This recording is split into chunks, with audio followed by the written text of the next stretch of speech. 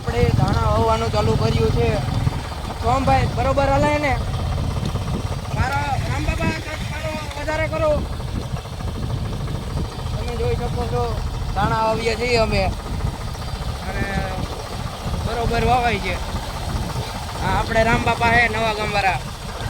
ધાણા બતાવો ભાઈ. આવા ધાણા પડે. અમે આજે ઊભું વાવીએ છીએ. આડું વાવતા પાણી નો પૂછતું, પાણી નો આપણે આમ હાલતું. હા, આ આપણા દીપકભાઈ છે, ઓલા સોમભાઈ, રામભાઈ અને હું. આ દાણા વવાય છે. એક ઉથલ વરી ગયા છે, આ બીજી ઉથલ વરી છે.